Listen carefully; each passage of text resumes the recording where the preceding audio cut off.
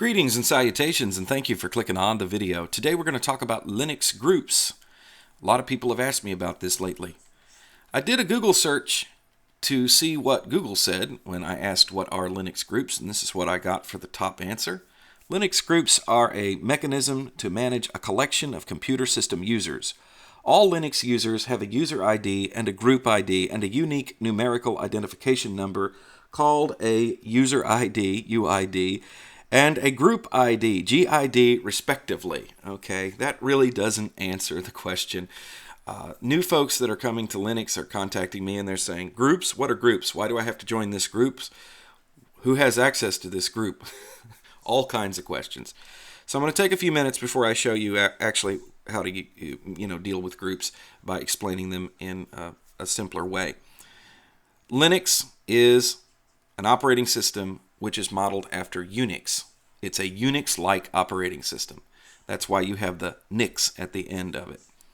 Unix was developed by AT&T in the late 60s.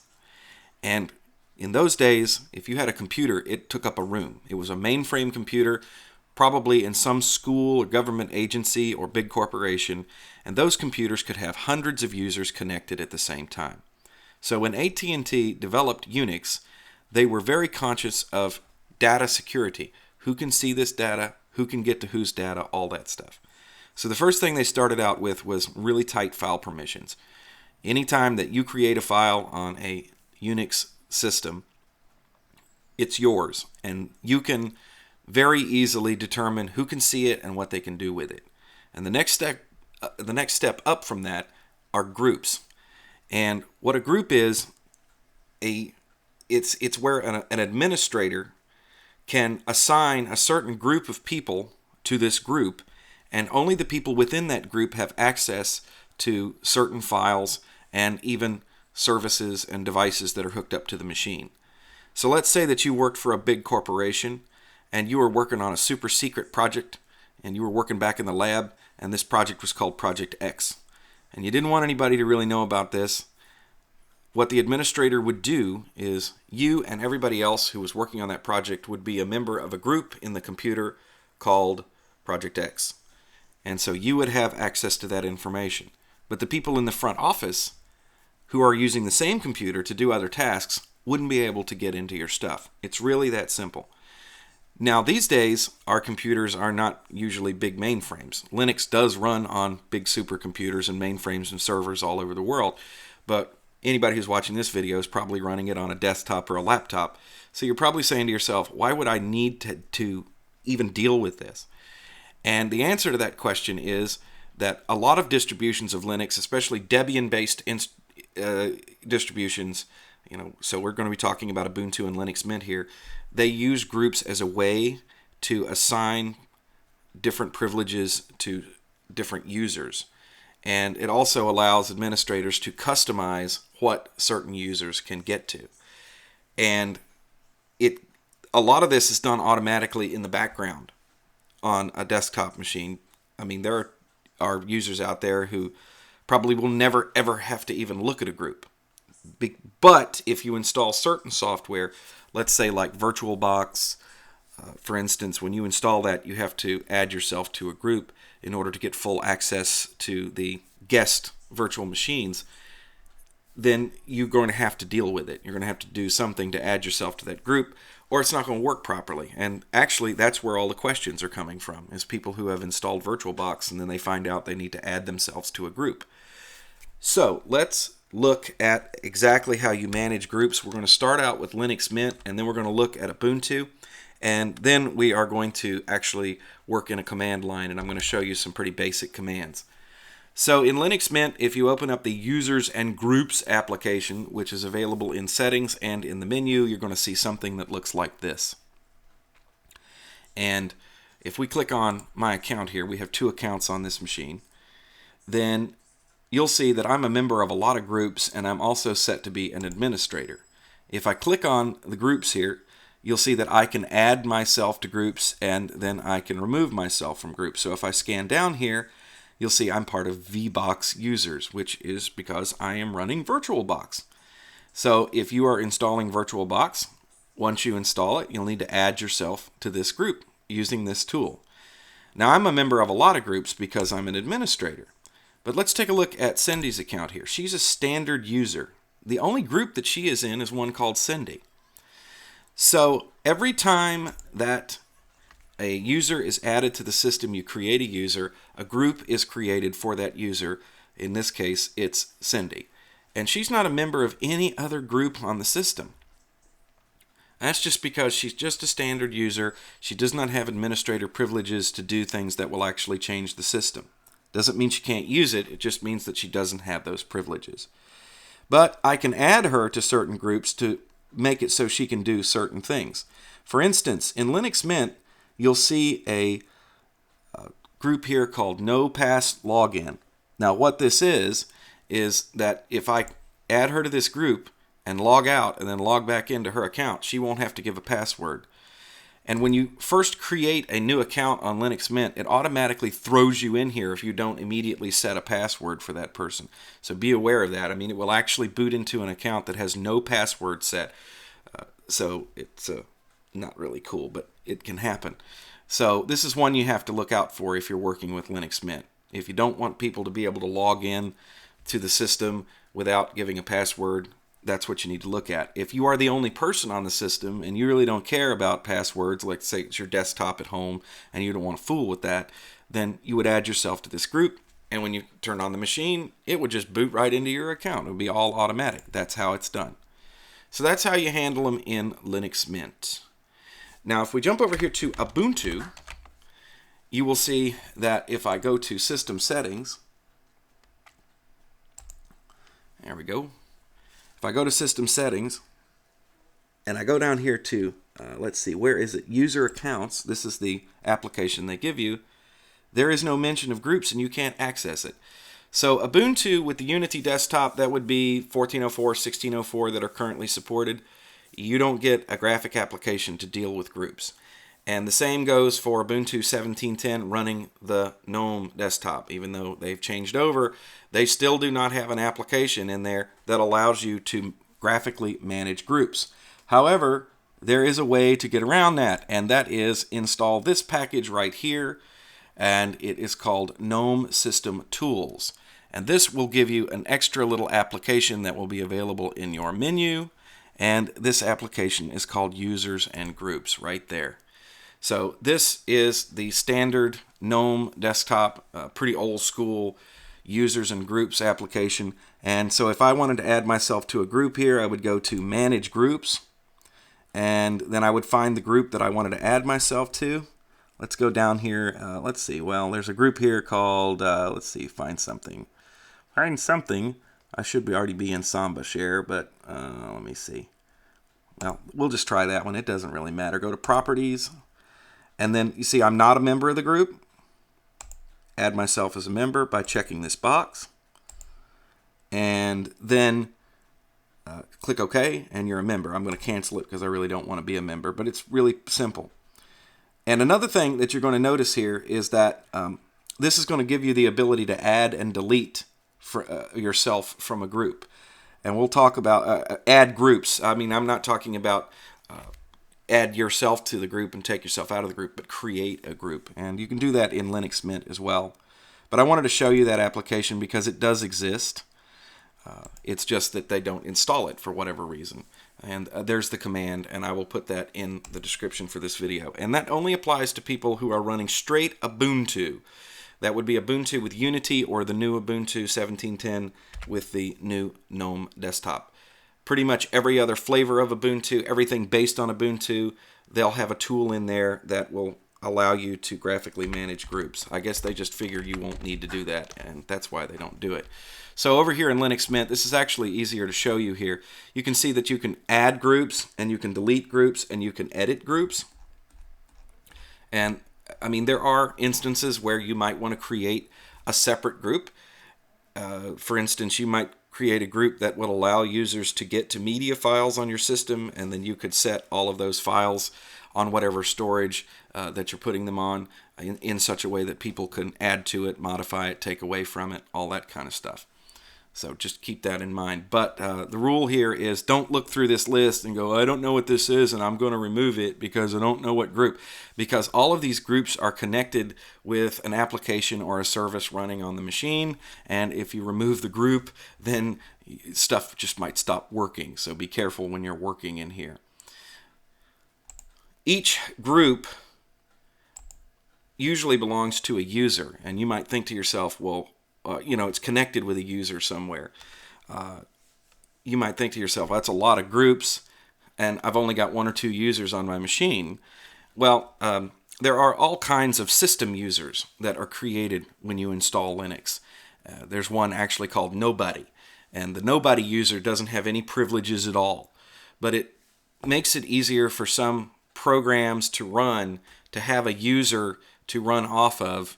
And Nobody is that user. So if you actually looked at the list of users created, you'd see a lot of different system users, and some of those groups are associated with that as well. So you don't want to remove the groups, gang. You don't want to do that. Just be very careful. So I'm going to show you here.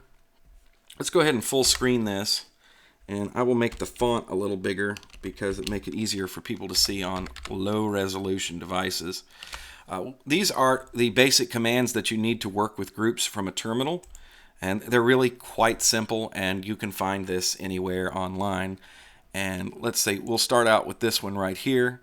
This is how you would add a group. We're going to add a mythical group called snarf. I don't know, it's just what I thought of, snarf. So we'll add the group. So now we've created the group. We didn't get any output, but we can find out whether it's there because I'm going to add myself to that group. I'm just going to do that this way. By the way, I'm just highlighting that and then using my center mouse button, which is your scroll wheel, to add it so I can run it. So now I have been added to that group. Now I want to take myself out of that group. So we'll do the same thing. I've been taken out of the group. Now the group doesn't exist. Well, there's nobody in it, actually. So the system, sometimes that it will automatically get rid of that group if there's no members. But we'll go ahead and go through the process of deleting the group, and the group is gone. So those are the 4 commands you need to know. There are some options and arguments to those commands, so if you're looking at different documentation, for whatever reason, somebody might say, okay, put a -L here or a -G or something. That is just to set up specific things about you joining this group. But in the case of VirtualBox, if I would just type in, sudo adduser joe vbox users, I'm a member of that group. It's pretty cool. And that's it. That's how you manage groups as a user on Linux, and you have to be an administrator to be able to add yourself to groups and take yourself out of groups, that sort of thing. Before I wind up the video, I wanted to talk about a couple of basic concepts that apply to Ubuntu and Linux Mint and anything else based on Ubuntu that are a little bit different from other Linux distributions. And the reason why is because when you start looking at the documentation, you may find references to stuff that's not going to be working properly. But first, what I'd like to do is show you the number of users that are created by the system. So we're just going to take a look at a file called password. And this lives on every Linux and Unix system in the directory called etc or etc or etc. And these are all of the users on this system in a list, starting at the top of the page. So you'll see that this system has a lot of users, and when you were looking at those groups, a lot of these different users are listed here.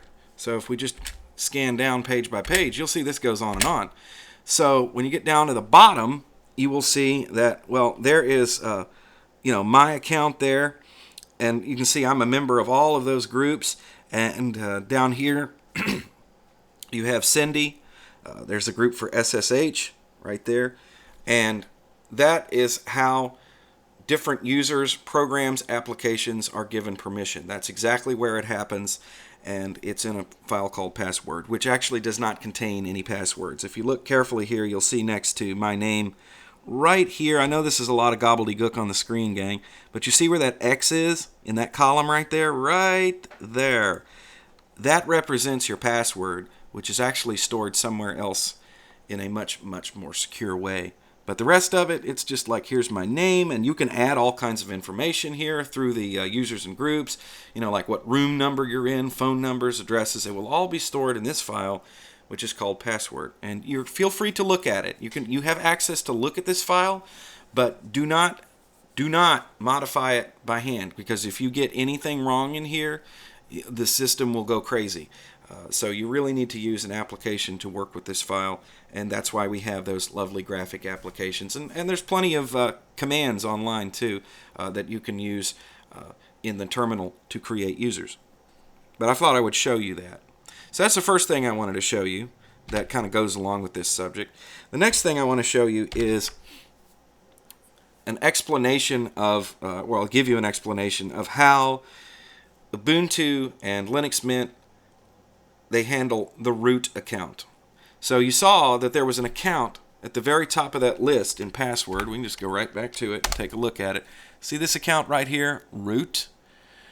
That is the super user's account. That's the administrator's account right there.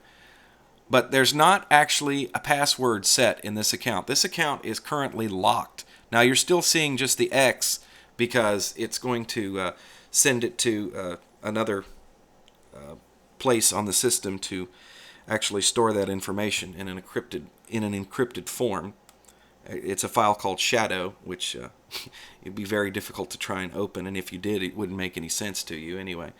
But anyway, you have this root account, but in Ubuntu and Linux Mint, the root account is disabled. And the reason why that is done, it's a security feature. If you have a root account set on a computer, a Linux computer or a Unix computer, and somebody tries to get into that computer, if they get a hold of that password or they're able to crack that password, then they have full access to the system.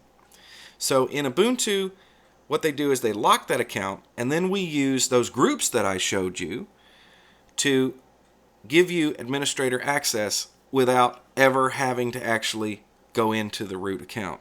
So you'll see in some documentation that you should do this command right here, su like that, and then you become root. Alright? I don't think it's going to let me do it actually. Yeah, see, we have an authentication failure. That is supposed to take you to the root user. Well, guess what? The root user has no account.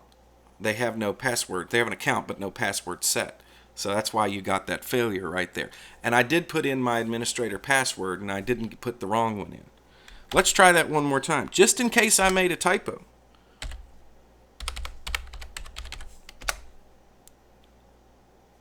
No, it's not going to do it. It's not going to let me in. So how do you become the root user and act as the super user? Well, you use sudo. So any command that you need to run, that you need to have administrator privileges, you put sudo in front of. That's the safest way to do it. So right now, I'm updating the software on the system. All packages are up to date. What if you need to stay root for a little while? Sudo -s with that argument. And now you see that my prompt has changed to root at del. So I'm acting as the root user, but I'm not the root user. And now I can issue commands without having to put sudo in front of it. And if I spell them correctly, then they'll run too. So there you go. Now the reason why I took the time to show you that is that when you start looking at documentation about groups, users, user creation, you're going to see that. And it's for other Linux distributions and older Linux distributions. Many Linux distributions now today either give you the option to lock the root account or the root account is locked, like Ubuntu and Linux Mint and pretty much everything based on it. So I just wanted to show you guys that. Thank you for watching the video. I hope it helped you out. And do check out Easy Linux on the web. Check out Easy Linux on Facebook. And check out freedompenguin.com for lots of really cool stories about Linux, run by my buddy Matt Hartley, and it's a very cool web page. You need to take a look at it. And all of the commands that I used in this video are available in the description, so feel free to play around. Just be careful and try not to bork up your system. Of course, you will do it, because everybody does. At least once or twice, man. You start poking around, you're going to do something. It's okay. Don't feel bad. Just reinstall and keep going. That's part of the fun of Linux. All right, gang. Talk to you guys again soon.